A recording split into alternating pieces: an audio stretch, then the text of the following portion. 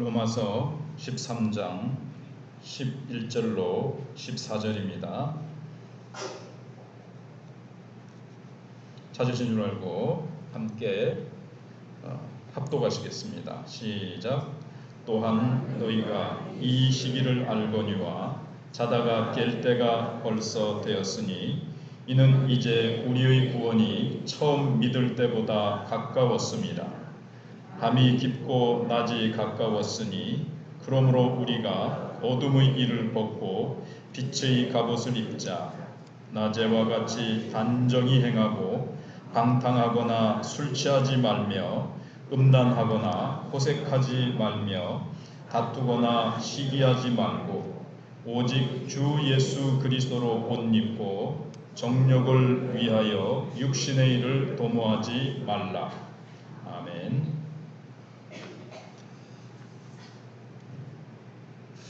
요즘 결혼 시즌인 것 같습니다. 여기저기서 휴대폰으로 모바일 첨석장이라 그러죠. 신랑 신부가 사진을 아주 예쁘게 멋있게 찍어서 이렇게 보내옵니다. 그리고 우리는 얼마 전에도 결혼식에 몇 분이 이제 참여를 했는데, 결혼식장에 가보면 이제 특히 신부 대기실에 가보면 신부가 너무나도 아마 그분의 생애 가운데 가장 예쁘고 가장 아름답게 이렇게 꾸미고 갖추고 그 자리에 앉아 있는 것을 봅니다. 그리고 이제 지인들이 앞서 와서 이제 축하를 하는데 너무 기쁘고 너무 환한 미소로 이렇게 앉아 있는 모습. 그리고 나중에 이제 드디어 결혼식이 시작되면 이제 신부가 이제 나중에 이제 신랑도 멋지게 등장을 하고 이제 신부가 이렇게 아버지의 손을 잡고 이제 등장을 할 때 사람들은 그 예쁘고 아름다운 모습 그걸 보면서 다들 기뻐하고 이제 축하를 합니다. 그런데 만약에 이제 결혼식을 치르려고 하는데 신부가 없는 거예요. 그래서 신부가 어디 있는가 찾아보니까 저 부엌에서 전에는 이제 예배당에서도 이제 그 결혼식을 올렸잖아요. 저 가보니까는 저기 어디 막 신부가 어디 있는가 막 찾아보니까 부엌에서 마늘 까고 있는 거예요. 몸빼 입고 머리 질끈 묶고 막 이러면 되겠습니까? 이게 이제 지금 신부가 결혼식을 치러야 되는데 전혀 준비가 안 되고 뭐 결혼식할 그 마음에 뭐가 아무것도 안 된 거죠. 혹은 오늘 말씀을 빗대어서 얘기하자면 신부를 막 찾아보니까 저 어디 집에서 입 떡 벌리고 이제 자고 있는 겁니다.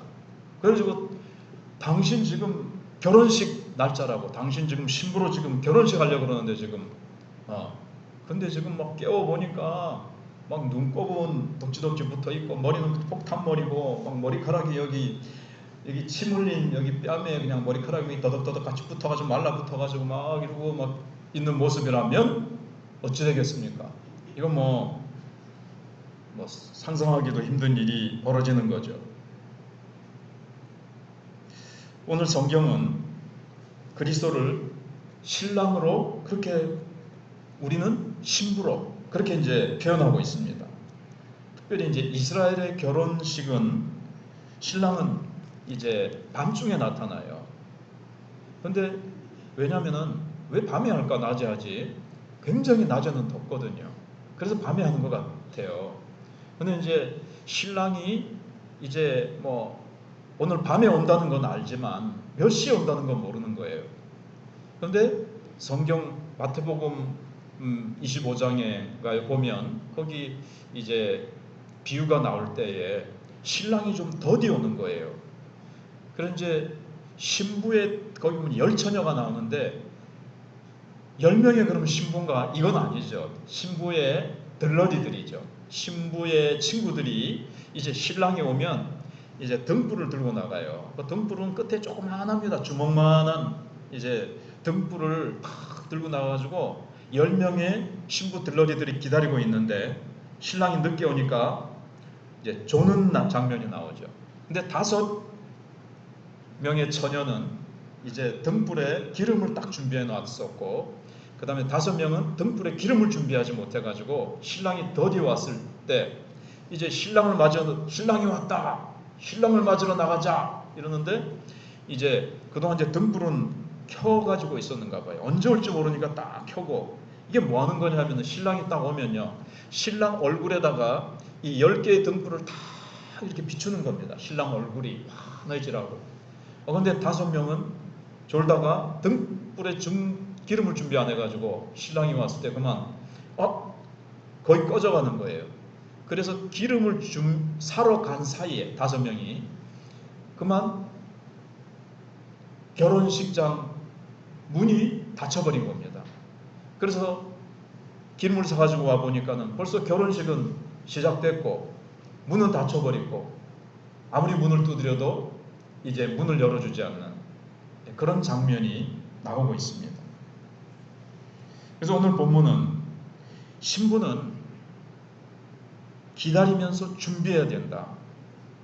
우리 예수님의 신부되고 예수님을 믿음으로 말미암아 하나님의 자녀된 우리는 예수님이 이 땅에 다시 오시는 그날에 우리는 딱 준비된 모습으로, 아름다운 모습으로 정결한 신부답게 우리의 삶과 우리의 존재가 예수님을 닮은 너무나도 아름답고 멋진 모습으로, 결혼식장에 들어가는 신부가 최고의 아름다운 모습으로 딱 들어가듯이 우리는 신랑 되신 예수님이 오셨을 때 우리가 너무나도 영적으로 우리의 삶과 도덕적으로 깨끗하고 정결하고 아름답고, 예수님이 보실 때에, 하나님이 보실 때에 아름다운 하나님의 자녀로, 성숙한 하나님의 자녀로 주님 앞에 딱 설 수 있도록.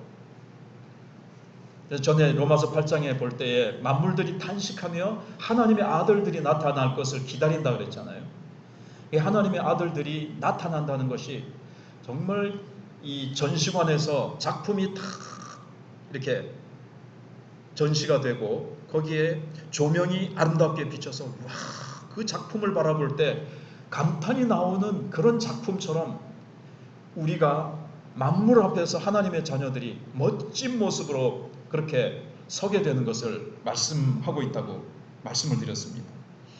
아무튼 우리는 지금 열심히 주님을 사랑하고 주님을 닮아가며 주님이 원하시는 아름다운 모습으로 우리가 점점 변화되어 가고 있어야 됩니다. 예수님이 오셨을 때 아무런 예수님이 오실 것에 대해서 준비도 안 하고 대비도 안 하고 있다가 허둥지둥 그때서야 급하게 주님 앞에 부끄럽지 않은 모습으로 서려고 하는데, 그게 평소에 준비를 해야 되는 거죠. 갑자기 주님 앞에 아름다운 모습으로 설 수 있는 게 아니에요. 거기에 대해서 오늘 말씀이 우리가 정결한 신부로 준비되어야 될 것을 말씀하고 있는 겁니다. 우리가 주님이 언제 오실지는 성경이 우리로 하여금 알지 못하게 하셨어요.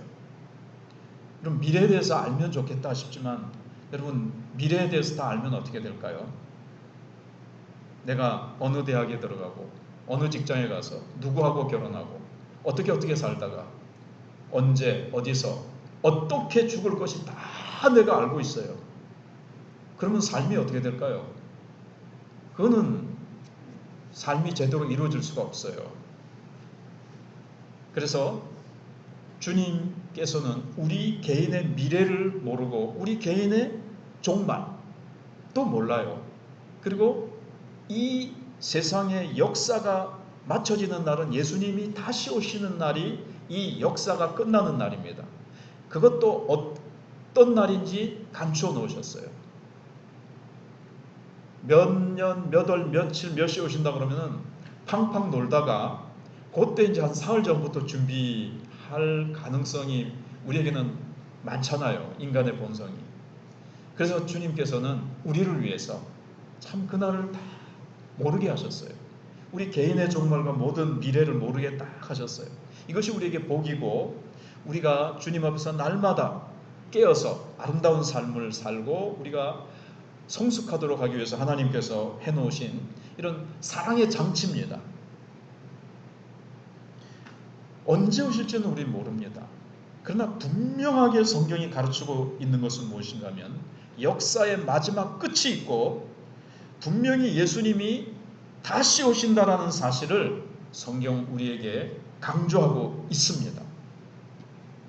그래서 우리가 하루하루가 지나고 한 달 한 달이 흘러가고 한 해 한 해가 흘러갑니다. 이것은 뭘 얘기해 주고 있습니까? 역사의 종말이 점점 더 내가 처음 믿을 때보다 가까웠다는 거예요. 저는 20살 때 예수를 믿었는데 지금 이제 몇 달 안 있으면 이제 65세가 됩니다. 그러면 이제 44년 전에 제가 예수를 믿었단 말이에요. 그러면 내가 예수님을 처음 믿었을 때보다 주님 만날 날이 44년 가까이 왔어요. 더 가까이 온 거예요. 점점 세월이 흐르면서 주님 앞에 설 날이 이제 점점 가까이 오는 겁니다. 주님이 다시 오실 날도 이게 뭐 1000년이 흐르고 2000년이 흘러도 주님이 안 오시니까 주님은 뭐 언제 오실지 우리가 잊어버리고 살기 쉬운데 분명히 주님은 다시 오신다고 그랬고 주님이 오시는 날이 언젠지 몰라서 그렇지 언젠가는 오시는데 주님이 오시는 날이 44년 가까워진 겁니다. 44년이 가까워진 거예요. 그러므로 너희가 깨어 있으라. 주님이 오실 때 언제라도 주 예수여 어서 오시옵소서 하면서 그날이 우리 인생에서 가장 기쁜 날이요 가장 복된 날이기 때문에 우리에게 가장 좋은 날은 오지 않았다라고 세상 사람들도 말하는데 우리는 정말 우리 인생의 가장 놀라운 그 V-Day, 빅토리 데이는 예수님 오신 날이거든요. 그날 우리가 몰라서 그렇지 그날을 성경에 묵상하고 그 예수님이 오시는 날 우리에게 주어지는 축복과 승리는 우리가 너무나도 사모하고 기다리게 되어 있어요. 그렇기 때문에 그날을 우리가 평소에 준비하다가 주님 언제 오실지라도 부끄럽지 않은 모습으로 주님 앞에 설 수 있는 준비가 되어서 그렇게 설 수 있어야 되는 겁니다. 반드시 주님은 오신다는 거예요. 내 인생도 천년 만년 이 땅에서 사는 것이 아니라 태어난 날이 있으면 주님이 부르시는 날이 있고 언젠가는 이 땅을 떠나는 날이 있단 말이에요. 이 세상에 내가 들어온 날이 있고 이 세상을 떠나서 주님이 예비하신 그 영원한 천국으로 가는 날이 있다는 것을 우리는 잊지 않아야 됩니다. 주님이 재림하시는 시기가 점점 늦어지다 보니까 믿는 사람들이 이제 세상에 빠져서 눈에 보이는 것에 자꾸 빠지고 거기에 도취돼서 영적으로 이 신앙적으로 잠을 자는 거기에 대해서 오늘 본문이 경종을 울리는 겁니다. 그래서는 안 된다. 그래서 11절 12절을 보시면 또한 너희가 이 시기를 알거니와 자다가 깰 때가 벌써 되었으니 이는 이제 우리의 구원이 처음 믿을 때보다 가까웠음이라 그랬습니다. 밤이 깊고 낮이 가까웠으니 그러므로 우리가 어둠의 일을 벗고 빛의 갑옷을 입자 그렇게 말씀하고 있습니다. 너희가 이 시기를 알거니와 근데 여기 이제 성경에 이제 시기 때가 나오죠. 이건 이제 물리적인 시간이 아니고 물리적인 시간은 이제 헬라어로 히라보로 이제 크로노스죠. 근데 여기는 카이로스를 쓰고 있습니다. 카이로스는 하나님의 때 또는 의미 있는 시간. 물리적인 시간이 아니에요. 의미 있는 시간이라는 거예요. 여러분 10시간, 100시간이 흘러도요. 아무런 의미 없는 시간이 있어요. 아무런 가치도 없고 아무런 영양가가 없는 시간이 있단 말이에요. 10시간 동안 떠들어댔는데 그 말 속에 아무런 영양가가 없고 아무런 주님을 나타내는 일도 아니고 내 인생에 아무런 도움이 되지 않는 듣는 사람도 아무런 도움이 되지 않는 아무런 의미 없는 시간 뭐 가만히 멍청이 앉아서 보내든 어쨌든 의미 없는 시간이 있을 수 있잖아요. 그건 물리적인 시간이에요. 그러나 그 시간을 내가 의미 있게 바꾸는 거죠. 그래서 이건 이제 카이로스로 하나님 앞에 가치 있고 의미 있는 시간, 정말 귀중한 시간으로 우리가 바꿀 수 있는 거죠.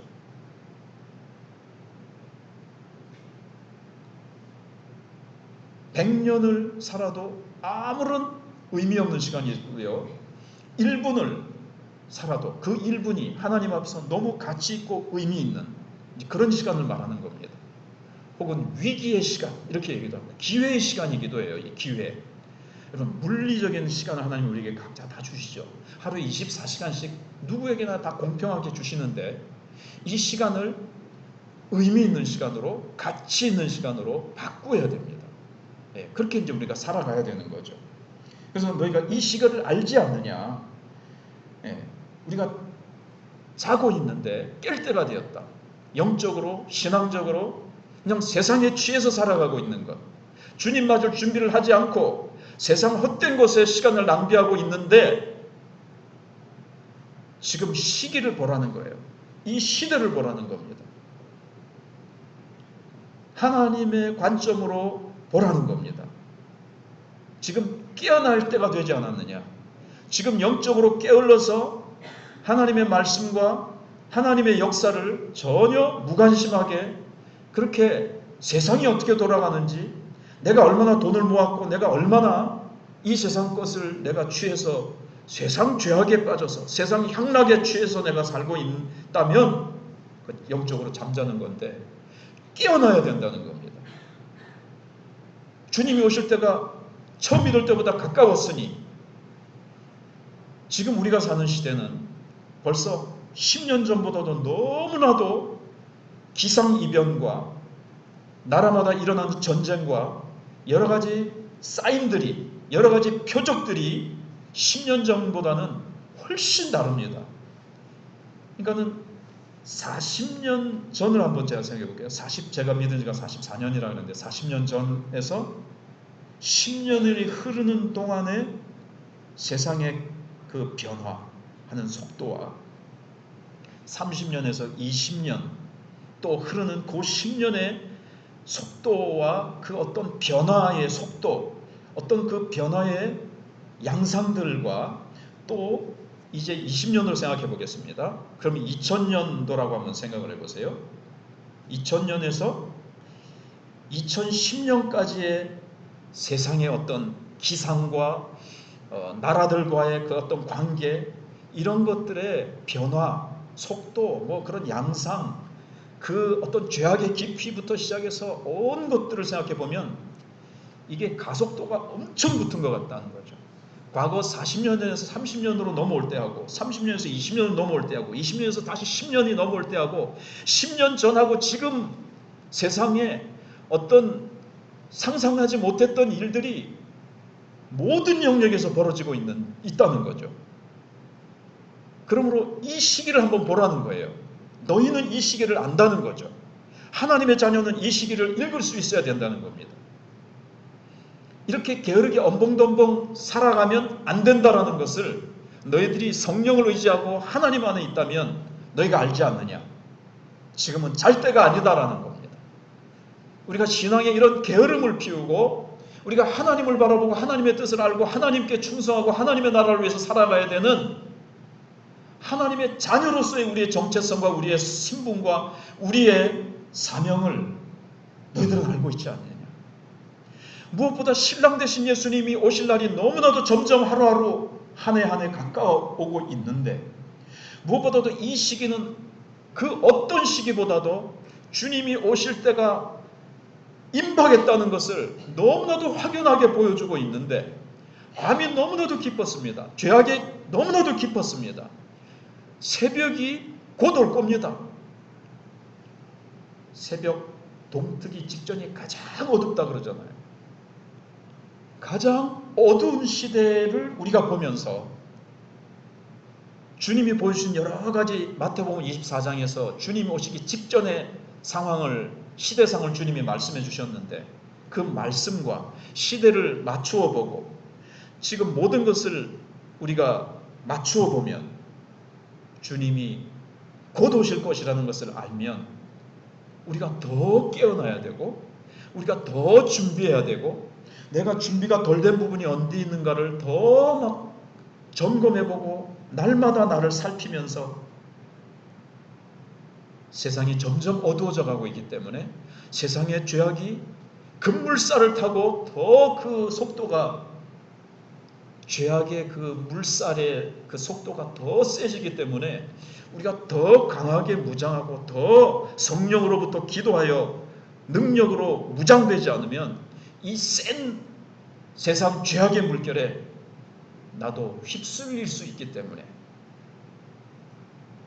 더 주님 앞에서 이래서는 안 되겠구나 하면서 더 우리가 깨어나야 되는데, 더 많은 사람들이 주님이 재림이 늦어지니까 자꾸 마음이 둔하여져서 기도와 말씀은 어디 갔는지 잊어버리고 그냥 게으르게 살아간다면 어찌하겠느냐고 사도 바울이 얘기를 하고 있는 겁니다.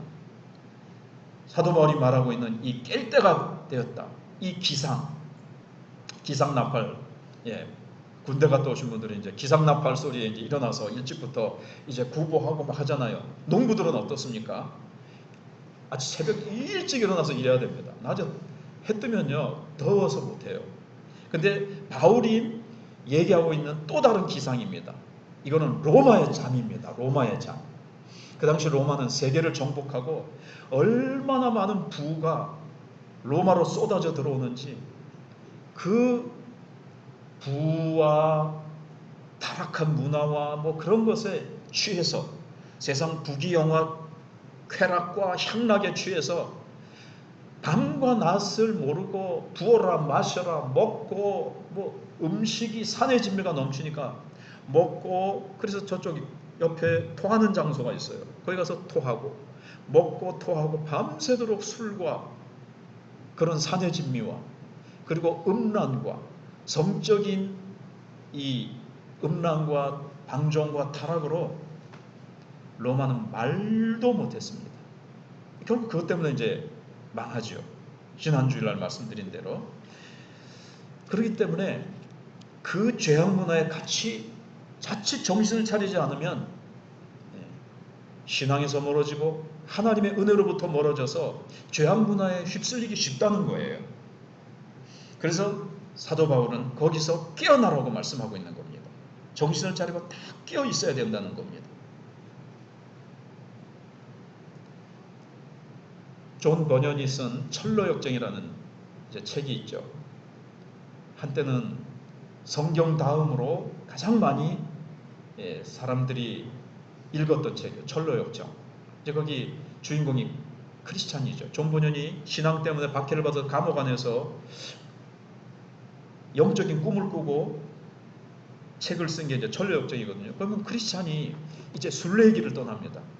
이제 가다가 이게 이제 초선자니까 가다가 뭐 여러 곳을 지나요. 그런데 거기 보면은 이렇게 허영의 장터가 있습니다. 그 허영의 장터에 들렀을 때 거기를 확 지나가야 되는데, 허영의 장터에서 그냥 허영심에 막 그게 마음에 들어가지고 거기서 또 시간을 보냅니다. 어떤 곳에서 또 세상 유혹에 또 빠져가지고 거기서 또 시간을 또 낭비합니다. 저 천성길을 가는 순례자로서 꼬린 지점에 갈 때까지 세상 유혹과 헛된 죄악의 향락에 빠지지 않고 앞으로 참 주님이 기뻐하시는 걸음을 한 걸음 한 걸음 가야 되는데, 자꾸 세상 친구가 세상의 사치와 쾌락과 향락이 허영이, 백화점에 가보니까 와 이런 신제품 나오는데 와 너무 막 신기한 거예요. 요즘은 또 하늘을 나르는 오토바이, 하늘을 나르는 자동차가 나왔는데 억 소리 나는 가격이라 그래도 지금 막 예약이 차고 넘친다고 사람들이 막 와 저런 차 사보자, 저런 오토바이 사보자, 저런 물품, 뭐 온갖 것들이 우리를 유혹합니다. 거기에 빠질 수 있다는 거예요. 정신을 차리라고 말씀하고 있는 겁니다. 주님이 오실 때가 가까웠기 때문에, 주님이 오심이 가까움을 볼수록 세상은 더 죄악으로 깊어져 간다는 거예요. 음란한 것이 말로 다 할 수가 없습니다. 자, 근데 이제 성경은 우리가 구원받은 것에 대해서 어떻게 얘기를 하고 있느냐면 이미 구원받았다라고 얘기를 해요. 우리는 하나님의 진노와 심판의 대상이 이미 아닙니다.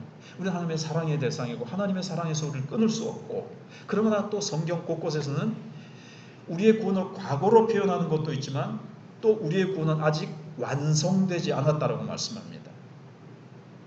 언제 완성됩니까? 주님이 오실 때 완성됩니다. 그래서 현재에도 우리는 구원을 이루어가고 있는 시점이에요. 그래서 빌립보서 2장 12절에서 그러므로 너희 사랑하는 자들아 너희가 나 있을 때뿐 아니라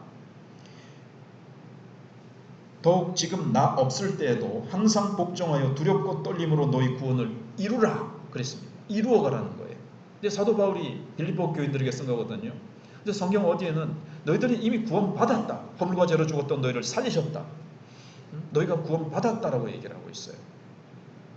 그래서 우리는 이 땅에서 천국이 시작됐고 천국에 이미 들어왔어요. 근데 지금 우리가 들어온 천국은요. 지금 지어져 가는 천국, 진행 중인 천국이에요. 주님 오시는 날 완성될 겁니다. 그러니까 우리가 천국을 향한 그리고 구원은 시작됐습니다. 이건 취소될 수 없고 우리의 구원은 확실할 겁니다. 말씀을 따라 계속 순종하면서 하루하루를 살아가면 결국 마지막 천국에 우리가 입성하게 될 겁니다. 그러나 아직 꼬린 지점에 이르지는 않았어요. 꼬린 지점에 이르지 않았어요. 달리기 선수를 막 하는 거 보니까는 그 중간에 가다가 다른 길로 벗어나가서 노드닥거리며 앉아서 좀 쉬었다 가는 사람이 있습니까? 전력 질주를 하다가 꼬린 지점을 통과해서는 이제 이제 막 들어 눕기도 하고 이 세레모니를 하기도 하고 그러잖아요. 근데 우리는 아직 천국, 완성된 천국에 입성한 건 아니에요. 꼬린 지점에 우리가 딱 승리하면서 나의 믿음을 다 지켰다. 내가 선한 싸움을 다 싸우고 내 믿음을 지켰노라. 사도 바울처럼 그렇게 꼬린 지점까지 온 건 아니에요. 그렇기 때문에 우리는 현재 어떻게 해야 하는 시점이죠? 구원되어 가고 있는 중이에요. 구원을 이게 좀 어떻게 들으면 어떻게 들으면 모순돼 보이죠. 이미 구원받았는데 또 지금 구원을 이루어가고 있는 거예요. 우리는 죄 용서 받았고 죄에서 벗어났습니다. 그런데 또 우리는 현재 또 죄에서 날마다 점점 더 멀어지고 죄에서 벗어나고 있는 중이에요. 죄에서 구원함을 받았다고도 성경에 한 군데서 얘기하고 있고 또 다른 곳에서는 죄에서 구원받고 있는 중이라는 거예요. 전에 가지고 있던 내 옛습관과 하나님 앞에서 아름답지 못한 옛습관들이 예수 믿는다고 해서 단번에 끊어지는 건 아니잖아요. 근데 거기서 점점 우리가 예수님을 닮아가면서 죄의 세력으로부터 점점 우리가 벗어나고 있는 중입니다. 우리가 이 세상을 떠나는 날 이제 우리의 육신을 벗잖아요. 그러면 이제 우리가 이제 죄와 더 이상 싸울 필요가 없어요. 지금은 죄와 싸우면서 점점 더 주님을 닮은 아름다운 신부로 변화되기 위한 싸움을 하고 있는 거예요. 세상 죄와 날마다 싸우는 거죠. 옛 습관과 싸우는 거죠. 옛사람의 옷은 벗어버리고 새 사람의 옷, 예수님과 같은 옷을 입으려고 이제 우리가 날마다 구원받는 중에 있습니다. 구원받는 중에 있어요. 그리고 결국에는 예수님과 같이 변화되는 구원이 완성되는 날이 올 것입니다. 예수님이 재림하시는 날이죠.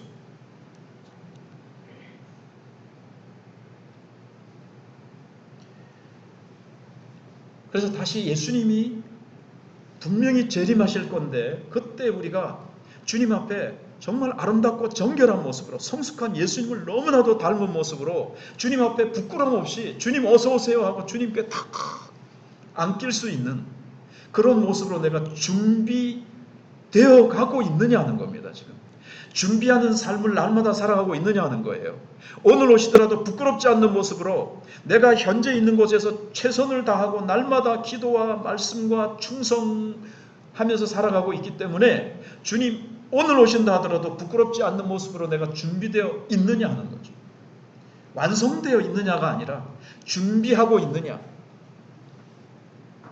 어떤 모습이라도 요셉을 보면요. 그가 종으로 팔려갑니다. 우리가 수요일날 생각해 봤지만 그래도 그 장소에서 최선을 다하잖아요. 하나님과 동행하면서 최선을 다하고 누명을 써가지고 감옥에 들어갔는데 에라 내가 이렇게 뭐 열심히 주님 섬기고 살았는데도 이 뭐 이런 거 이거 뭐 내가 왜 누명을 쓰고 이렇게 감옥에 내가 들어오고 나면 너무 억울합니다. 주님 이러시깁니까? 뭐 이렇게 하지 않고 감옥에 들어가면 감옥에 들어간 그 장소에서 최선을 다해서 주님을 섬기잖아요. 주님과 동행하잖아요. 그래서 모든 사람이 하나님이 요셉과 함께 하심을 알게 된 것 같이 지금 내 상황이 최악의 상황이라도 최악의 상황에서 최선을 다하니까 하나님의 영광을 드러내듯이 내가 지금 어떠한 형편, 내 소위 꼬라지가 어떤 상황이 있든지 간에 주님 사랑하고 주님과 동행하는 최선의 삶을 살라는 거예요. 내가 있는 처소에서 주님이 내게 각자에게 맡겨주신 사명이 있고 직분이 있고 뭐 우리가 가정이든 우리의 직장이든 하나님이 나를 심어두신 그 자리에서 있게 하신 그 자리에서 최선을 다하면 거기서 영적으로 깨어있고 얼마가 되었든 간에 기도하고 말씀 읽고 말씀을 따라서 주님의 자녀에 합당한 삶을 살아갈 때에 주님이 오늘 지금 오시든 오늘 밤에 오시든 내일 오시든 주님 어서 오시옵소서. 할렐루야 주님 기다렸습니다. 사모합니다. 보고 싶었습니다. 그러면서 주님께 안길 수 있는 그런 모습으로 우리가 준비되어 있느냐 하는 거예요. 그런데 이 영적으로 내가 이러면 안 되는데 하면서도 이렇게 막 졸잖아요. 잠들면 안 되는데 하는데 이게 이제 잠들 수 있단 말이에요. 내가 왜 이렇게 게으르지 요즘? 내가 왜 이렇게 신앙이 요즘 이렇게 은혜를 사모하지도 않고 이렇게 영적으로 저체온증에 걸려버렸을까? 이제 산 같은 데서 조난을 당하면 제일 무서운 게 저체온증입니다. 그럼 이제 잠들어 버리면 이제 죽는 거예요. 그래서 저체온증에 걸리지 않기 위해서 크게 노래를 부르든지 꼬집고 때리고 하더라도 이제 깨어 있어야 되거든요. 구조대가 올 때까지. 그처럼 우리가 주님 오실 때까지 이제 잠들면 안 되는데 영적으로 깨어나는 가장 큰 알람이 뭘까요? 휴대폰에 요즘 알람 소리 나고 그러잖아요. 가장 큰 종소리가 뭐냐는 거예요. 우리를 깨울 수 있는 게. 그게 하나님의 말씀입니다. 오늘 본문은 무엇으로 유명하냐면요. 교회 역사 속에서 어거스틴이라는 청년이 있었습니다. 북아프리카 출신인데 그 청년이 이제 어릴 땐 예수님을 믿었는데 나중에는 방탕하게 되어서 마니교라는 이단에 빠집니다. 마니교는 뭐 방탕한 삶을 합리화시켜요. 막 교리적으로. 그거 괜찮다는 거예요. 그래서 그는 특히 수사학이라는 것을 배워서 언변이 좋아요. 머리는 천재입니다. 그래서 다른 사람들에게 자기가 이렇게 방탕한 삶을 사는 것에 대해서도 아무런 이것이 잘못된 삶이 아니라는 것을 막 수사학을 가지고 변론을 펴니다. 그렇지만 그는 마음 깊은 곳에 죄책감이 있고 양심이 답답하고 영적으로 그는 너무나도 힘든 삶이었습니다. 그러다가 어느 날 하나님 앞에서 이렇게 막 그 답답함을 가지고 이렇게 기도하다시피 하고 있는데 오늘 주님 오늘도 저를 만나 주시지 않으실 겁니까? 주님 언제입니까? 왜 오늘이면 안 됩니까? 라고 기도하고 있는데 그의 고백록을 읽어보면 이게 환상인지 꿈인지 어디서 모르게 애들이 막 노는 소리가 들리는 거예요.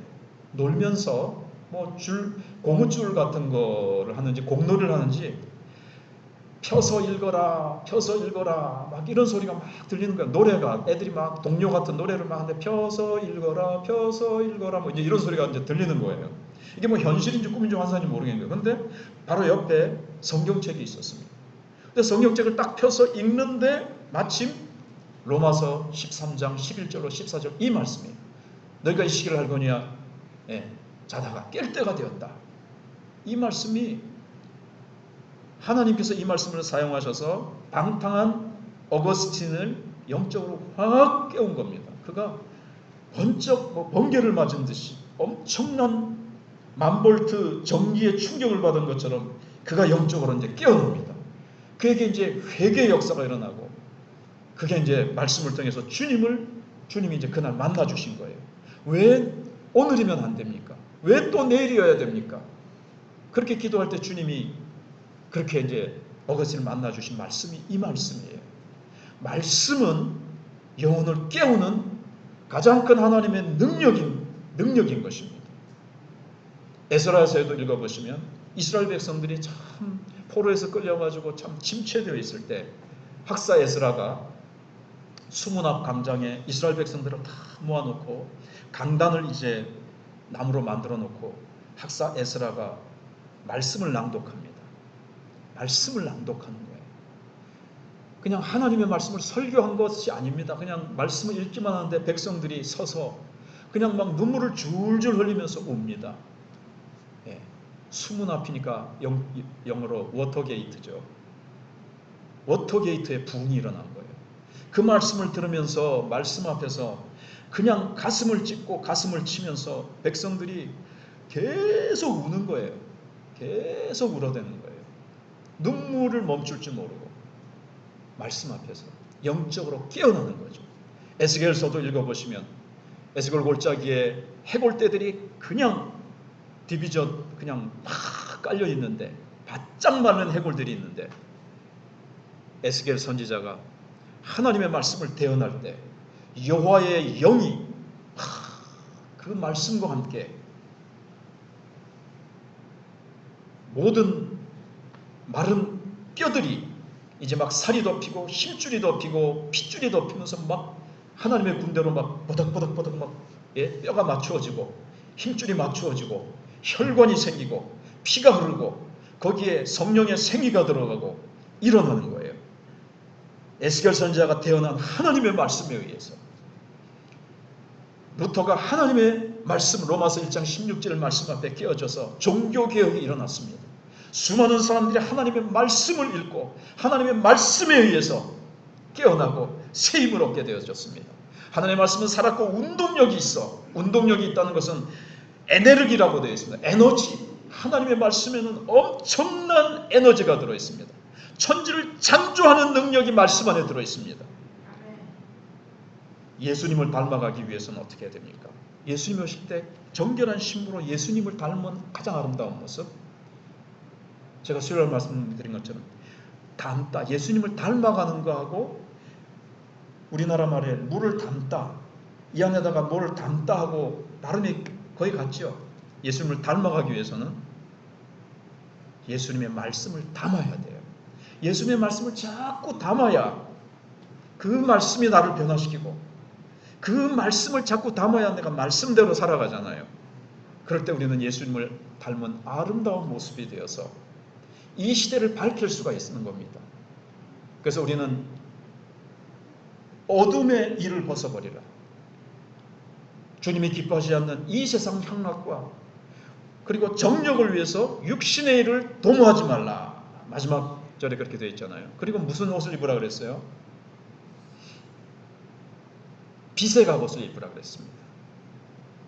우리가 말씀의 등불을 밝히고 우리가 말씀대로 살아갈 때 이 어두운 세상에 우리가 빛이 될 수가 있습니다.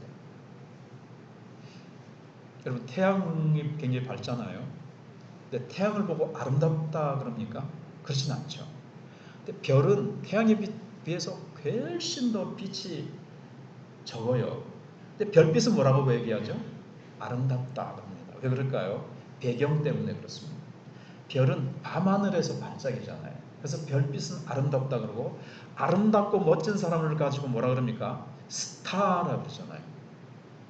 그래서 이 깜깜한 어둠, 예수님이 오시기 직전에 가장 죄악이 가득한 이 세상 속에서 우리가 예수님을 닮고 우리가 말씀대로 살아서 빛의 갑옷을 입고 예수님처럼 살아갈 때, 그래서 마지막 절에는 주 예수 그리스도로 옷 입으라 그랬습니다.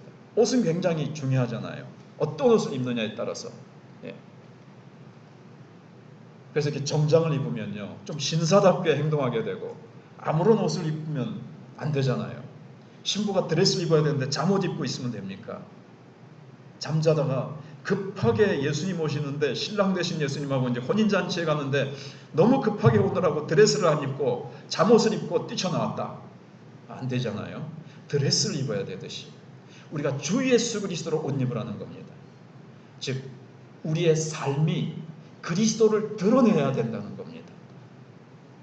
예수님처럼 의롭고 예수님처럼 겸손하고 예수님처럼 사랑하며 예수님처럼 자비와 긍휼과 용서할 수 있는 그 예수님의 영광을 드러낼 수 있는 아름다운 옷을 입고 그렇게 이 세상을 탓하는 것이 아니라 이 세상에 우리가 빛이 되고 이 세상을 변화시켜야 되는데 먼저는 나부터 변화되어야 되거든요. 주님 영적인 잠에서 깨어나게 하시고 주님 내가 빛의 갑옷을 입고 주 예수 그리스도로 옷 입어서 내가 어디에 가든지 내 하는 말과 내가 손으로 내 발로 하는 내 삶이 예수 그리스도의 사랑과 예수 그리스도의 의를 드러내는 예수 그리스도의 영광을 드러내는 저 사람은 작은 예수야. 예수님이라면 저렇게 저 사람이 예수님은 너무 닮았어. 그렇게 우리가 살아가야 되지 않겠습니까? 사도 바울이 빌립보서 1장에서 내가 살든지 죽든지 내 몸에서 그리스도를 존귀하게 높임 그렇게 여김 받으시기를 원한다. 내게 사는 것이 그리스도라는 거예요. 살아도 나는 그리스도를 나타내고 내 죽음도 그리스도를 나타내고 숨을 쉬어도 예수 그리스도 오른쪽을 바라봐도 예수 그리스도 왼쪽을 바라봐도 예수 그리스도 감옥에 들어가도 예수 그리스도가 나타나고 어디에 가든지 예수 그리스도를 나타내는